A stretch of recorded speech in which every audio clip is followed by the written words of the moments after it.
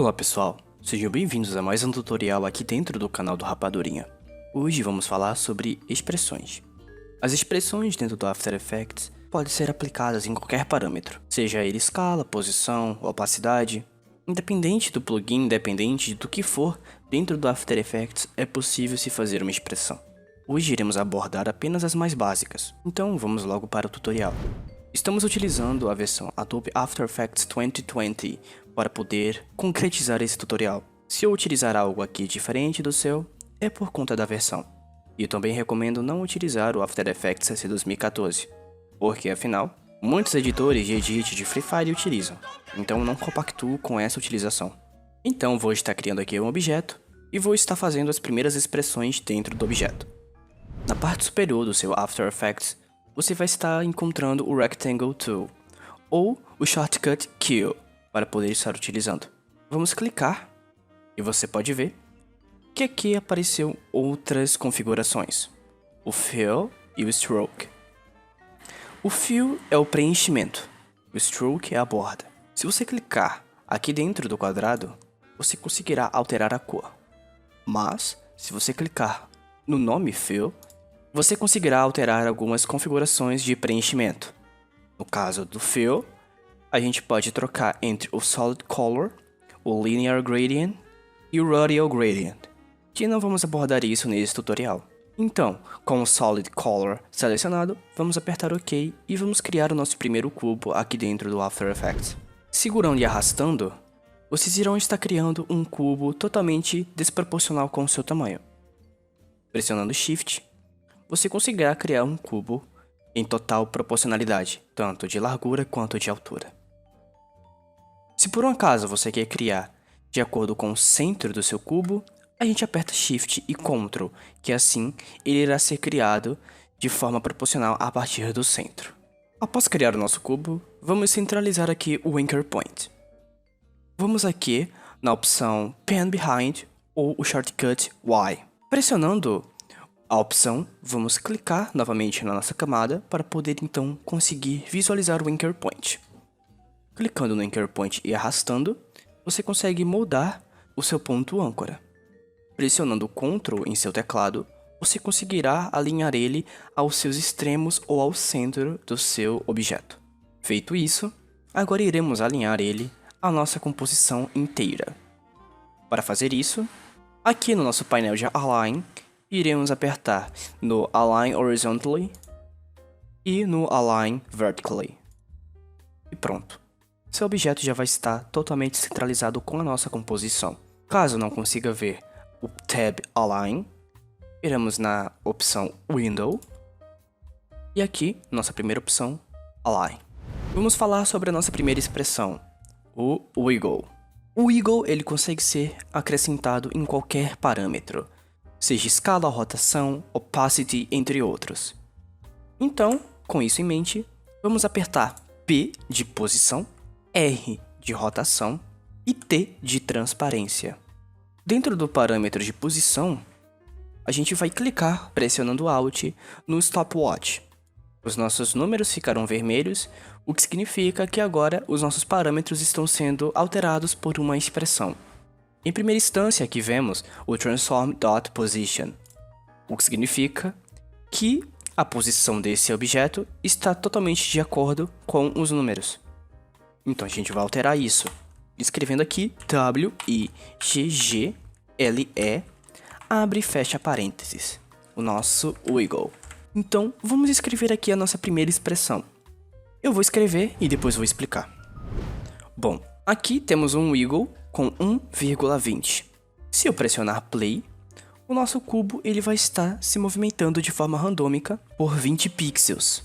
Mas agora você pode estar me perguntando, Fox, por que então o primeiro número? O primeiro número, meu caro amigo, é a frequência. A frequência do Wiggle é a velocidade em que ele vai estar fazendo um fator randômico entre 20 pixels. Ou seja, se eu colocar aqui 100, a nossa velocidade irá aumentar significativamente.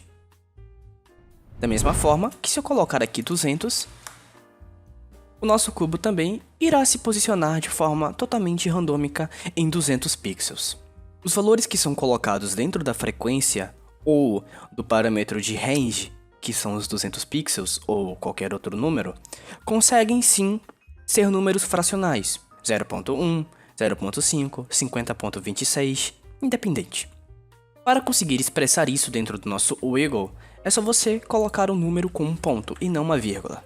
Já que no padrão inglês, o ponto significa separação de decimais e a vírgula só para separar outros itens. Então eu vou colocar aqui 0.5.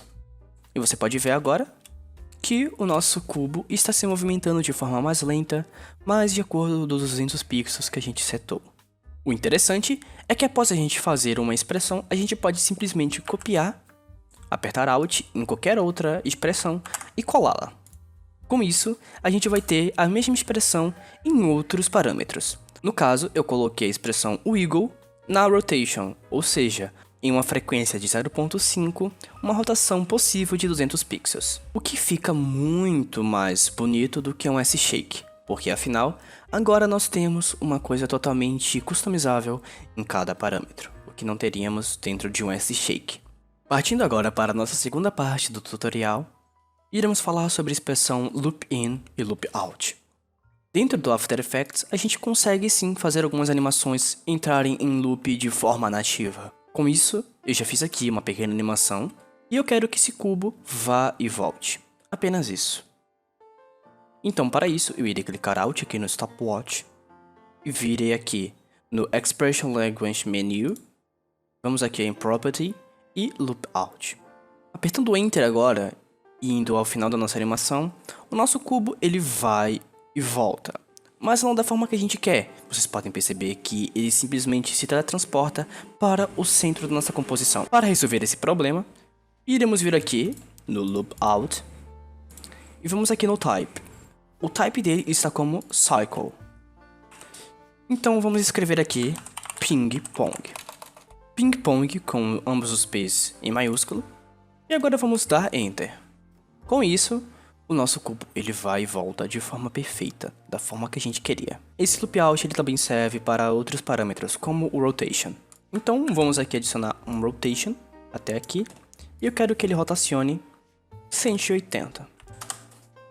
Com isso, eu vou copiar essa expressão, vir aqui no rotation e colar. Agora a gente tem uma animação perfeita em loop. Com isso, a gente consegue fazer várias coisas, como até mesmo uma animação de loading de jogo, ou sei lá, qualquer coisa do tipo. Agora que falamos sobre o loop out, vamos falar sobre o loop in. O loop in funciona de praticamente a mesma forma que o loop out, só que obviamente para o começo. Como assim, Fox?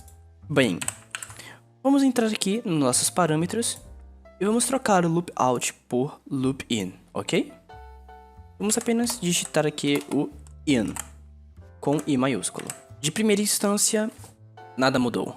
Afinal, a gente precisa puxar os nossos keyframes para frente, ou seja, isso daqui é quando a gente quer que o nosso cubo ele se mantenha em um loop até um certo momento. Então eu quero que o meu loop se mantenha até os 5 segundos. Então até os 5 segundos, o nosso loop irá terminar. Então agora o nosso cubo ele está se animando de frente para trás e agora, na última vez, ele irá parar por completo. Bem, eu espero que vocês tenham gostado desse tutorial. Agora vocês vão ficar com a parte de 3D Camera. Então eu espero que vocês deleitem desse lindo conteúdo que estamos entregando aqui para vocês. Olá amigos, aqui é o Zai. Como o Fox ele já passou para vocês sobre expressões, eu irei passar para vocês sobre câmera 3D. É uma coisa que é bem simples de se utilizar, mas muitas pessoas acabam ficando com dúvida. Eu estou aqui juntamente com o Fox. Opa galera, tudo bem? E nós iremos ensinar para vocês como câmera 3D funciona. Câmera 3D pode ser utilizada para textos, shapes ou imagens. A única coisa que você precisa fazer para funcionar é ativar essa opçãozinha, que é a 3D Layer. Se vocês perceberem, aqui tem dois parâmetros. Aqui tem o parâmetro X e o Y. Se você ativar, ele vai ativar o parâmetro Z, que ele é a profundidade do seu objeto. E quanto maior o valor, ele vai ficar mais distante. Quanto menor o valor, ele vai ficar mais próximo. Com isso em mente, agora eu vou fazer várias cópias, vários shapes, para poder mostrar para vocês como isso funciona junto da câmera 3D. O que eu quero mostrar para vocês é como é legal o efeito de profundidade aqui. Se a gente vir aqui e criar uma câmera, e a gente vir aqui nessa opção e rotacionar essa câmera, vocês vão conseguir ver que tem uma profundidade ali. Olha aqui a profundidade de todos os objetos. Quando vocês visualizam o shape de uma forma um pouco mais lateral, vocês conseguem perceber bem essa profundidade. Cada shape aí está separado em mais ou menos 1000 de profundidade ou de aproximação, então fica bem nítido. E outra coisa que fica bem aparente a profundidade é quando você dá um zoom com a câmera.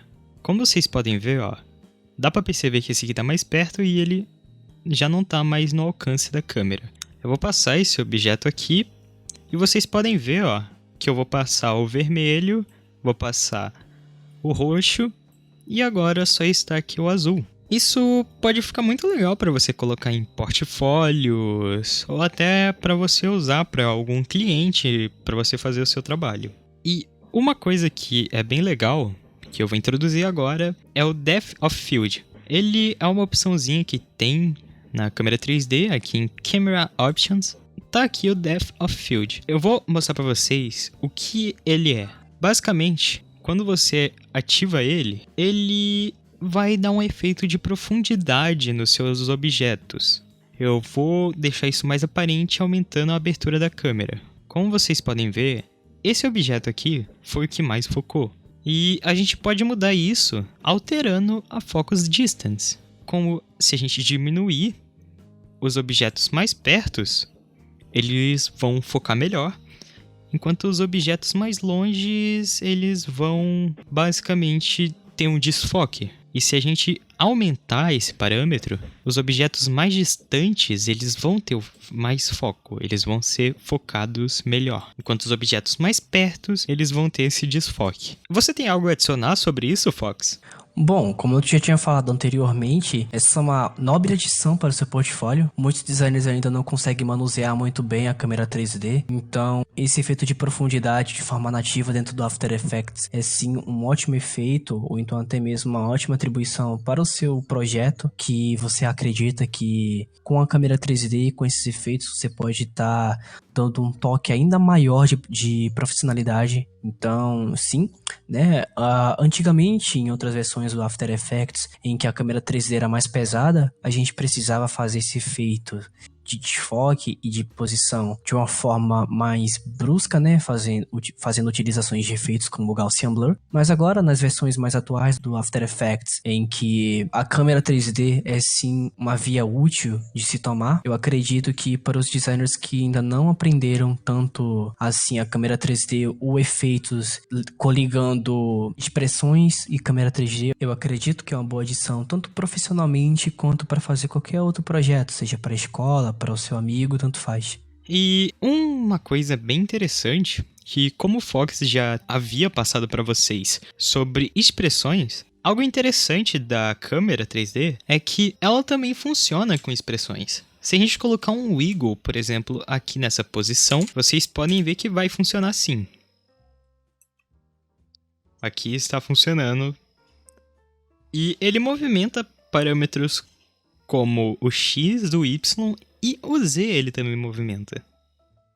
E isso dá para você fazer umas coisas muito legais para portfólio, para trabalho da escola ou para projetos para seus clientes. Enfim, eu espero ter conseguido passar o que eu queria passar. Se inscrevam aqui no canal da Rapadurinha para mais tutoriais como esses. Deixe nos comentários se isso foi útil para você. E você tem algo a mais a adicionar, Fox? Sim, eu ficaria muito feliz se vocês comentassem aqui embaixo se vocês têm vontade de aprender alguma outra coisa, se tem alguma coisa que vocês têm curiosidade e gostariam bastante de aprender sobre dentro do After Effects. Qualquer dúvida que vocês tiverem, eu vou estar respondendo aqui nos comentários, juntamente com o Zay. Espero que vocês tenham gostado, deixem o seu like e até o próximo tutorial, galera. Valeu!